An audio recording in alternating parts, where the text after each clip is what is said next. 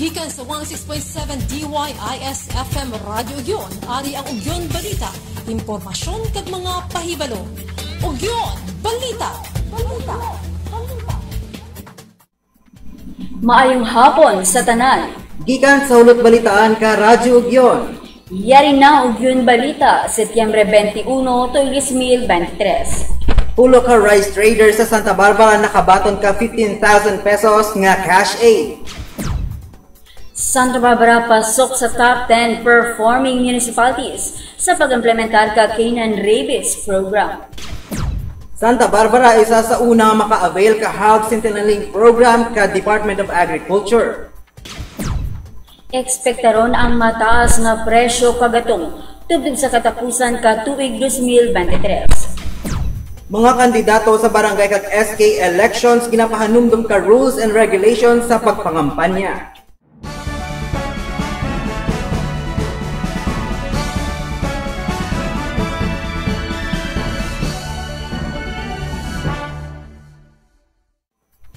Ginkumpirmar ka Municipal Social Welfare and Development Office nga may pulo ka rice retailers nga naapektuhan ka price cap sa Santa Barbara nga nakabaton ka 15,000 pesos nga cash aid gikan sa DSWD Region 6 sa idalong ka Sustainable Livelihood Program. Ang payout ang giniwat sa isa ka mall sa Pavia, Setyembre 21, 2023. Kag ang beneficiaries ang nabase sa ginsumiter, kalistahan ka Municipal Agriculture's Office, Copud and Treasurer's Office, kag gin-validate ka Department of Trade and Industry. Santo sa MSWD o lauman nga may masunod pang na batch nga makabaton ka assistance. Pulo ka rice trader sa Santa Barbara, nakabaton ka 15,000 pesos nga cash aid.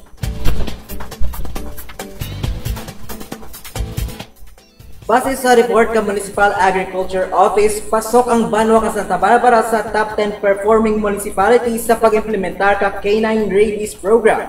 Kopo ng Banwa ka Uton, Pavia, Leganes, Dumangas, Dingle, Anilao, Ahoy, kag Concepcion. Kag ang ginbasehan sini amo ang pagpatuman ka dog vaccination, kaso ka naduktan ka rabies o dinansa ka bahin sini, kadamuon ka stray dogs, kung may anti-pandok ordinance kag monitoring sa komunidad, agud mapabilin nga safe sa rabies. Kag kung sang nagligan nga tuig top 9 ng Banwa, subong gina-ekspektar nga magtaas-taas ang rank tungod number 1 ng Santa Barbara sa canine vaccination subong nga tuig. Pamatian ang pahayag ni Agricultural Technologist Joven Sonico. So isa kita to nga nakasulad na naman for the second time around. So upod naton to ang Uton, Pavia, Leganes, Dingle, Dumangas, Anilao, Banate, Ahoy, and Concepcion.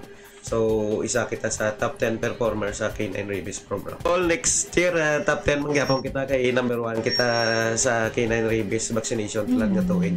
So ginakay-add pagid natin diya ang atin nga mga Canine Rabies Program pagi sa mga ordinances so mapabulig pagi kita kada i-strengthen pagid natin ang ano no. Santa Barbara pasok sa top 10 performing municipalities sa pag-implementar ka Canine Rabies Program.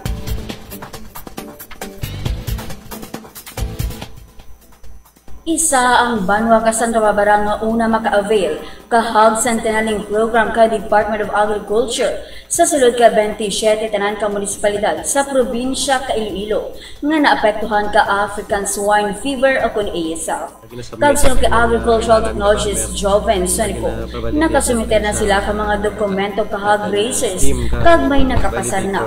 Kag paday ng validation ka Iloilo Provincial Veterinary Office sa mga kinahanglanon nga dokumento kag gina-endorse ini sa DA. Pamatian ang pahag ni Agricultural Technologist Sonico. May isa kita metit nga mga ngalan ka farmer kag gina-validate natin sa atin nga team kang validators from the Provincial Veterinary Office. So sa tulad na nag-validate kami tatlo ka farmer kag kita nang dato nga may isa kita to nga nakastart no. So hopefully nga makastart kita Centenaling sa sa Banwa sa Santa Barbara. Kaupod man nga una makapatuman ka programa mo ang Banwa Kaahuy kag New Lucena. Santa Barbara isa sa una maka-avail ka Hog Centenaling Program ka DA. Base sa Department of Energy, ekspektaron ka publiko nga mataas nga presyo kagatong tubtob sa katapusan ka tuig 2023 tungod nagakulang ang supply. Kung sa diin ang Organization of the Petroleum Exporting Countries o OPEC cartel kag Russia ang nagapanubo ka oil production. Kagang epekto kapag nubo ka output ka oil producers ang posibleng mabatsagan tubtob sa pagtakop ka tuig. Ang presyo kagatong ang asud-asud nga nagasaka sa sulod ka 11 ka semana. Ekspektaron ang mataas nga presyo kagatong tubtob sa katapusan katuig 2023. Hugot nga ginadumilian ka Santa Barbara Comelec Office ang pag-post sa social media ang paglibot-libot na ka mga kandidato nga nagapamaan nga nagapapili ini sa barangay kag SK elections. Sino ka election assistant Ryan Escobia sa Oktubre 19 pa magasugod ang campaign period kag magatapos sa Oktubre 28. Ginapanumduman nga dapat hindi magsobra sa 2x3 feet ang individual poster. Long bond paper naman ang maximum size ka leaflets. Hindi pwede makapangtapik ka sa kahoy. May alalang nga common poster area. Posible sa vicinity ka barangay hall, kag hindi mismo sa barangay hall. Apang antes o kundi esperas ka election day, dapat wala na sang campaign materials nga nagakabit. Samtang pwede man kapang tapik sa panimalay basta may pahanukon. Pamatian pag ni Election Assistant Escobia. Nga tentative nga common poster area na lang nga ang barangay hall nila. Dira sa vicinity sa barangay hall, hindi mismo nga sa barangay hall gid. So kung may mga poster sila dakag mga ano nga ipapilit, so dira sila pwede lang kabutang sa aton nga barangay hall, butangan nila siyang ilada mga standi o kung frame nila, hindi nila pagtapik sa mga kahoy, hindi nila pagtapik na sa kudal, kung may kudal ang barangay hall, di mo ano nila frame nga makastand nga kuhay sila sa vlog to sa aton yung mga barangay hall bla. Pagkatapos natin, kwaon mo na nila sa October 28.